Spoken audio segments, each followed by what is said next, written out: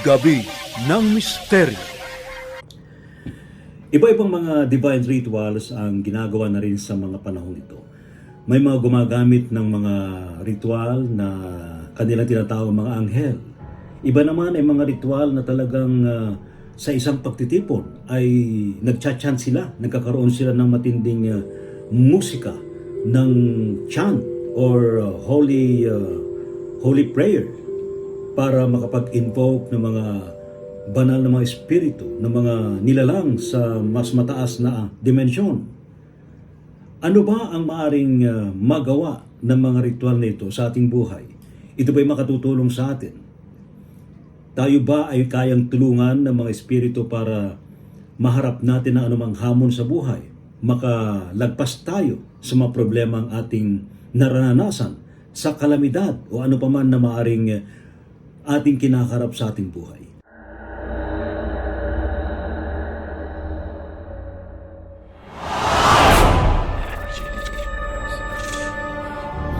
Bigyan tayong magkudal sa may home. You can offer prayers. Wala namang mawawala nila. Flowers. They also burn incense. Diplomat Hotel na North Cemetery.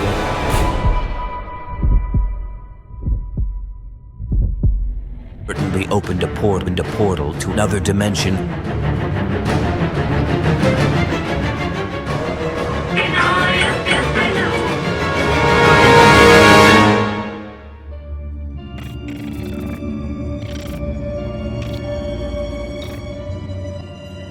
Mga kamisteryo, ngayong gabi ito pag-usapan natin tungkol sa divine rituals. Ano ba ito? Ito ba'y isang pamaraan para tayo makatawag ng mga banal na espiritu para tumulong sa tao, para magbigay sa atin ng inspirasyon ng iba pang mga karunungan at kaalaman sa pamagitan ng mga ritual na ito? Ito bang divine ritual ay isang pamaraan para tayo makahingi ng tulong sa buong lumikha at matulungan tayo na harapin ang anumang hamon sa ating buhay sa panahon ng kalamidad, sa panahon ng matinding problema sa buhay? Ako po muli si Miss H of Divine Love Energy Healing Products and Services at muli inaanyayahan ko kayo sa Gabi ng Misteryo mamayang 10 to 11 p.m. sa DZRH. Kasama natin si Sir Ray T. Sibayan at ating pag-uusapan ang Divine Rituals or tinatawag nating Sacred Rituals.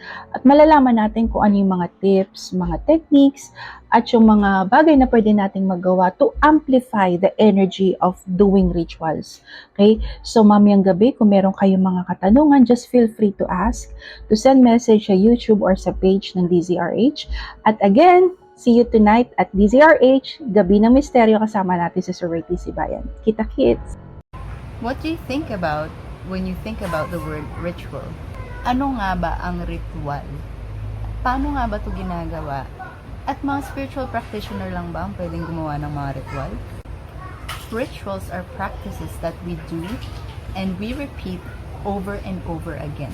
With rituals, it is closely tied with habits and repetition. Kita-kits mamayang gabi sa Gabi ng Misteryo, 10 to 11 p.m. kasama si Sir Ray T. Sibayan, isang metaphysical columnist and broadcaster.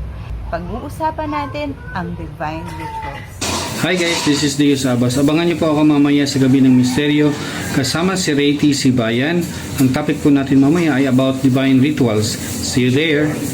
To everyone, Namaste Universe. I am Yuki at kamusta po kayong lahat?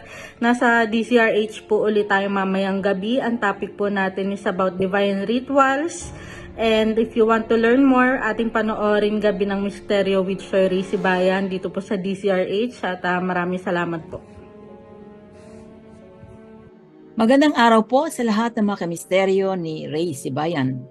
Mamayang gabi, alas 10, Gabi ng Misteryo. Maganda po ang kanyang topic tungkol sa power of divine rituals. Si Dr. Jo Belasano po ito. Maibabahagi po namin mamayang gabi ano ang mga rituals na ginagawa natin para tayo po ay maging kaugnayan ng ating pong Panginoon.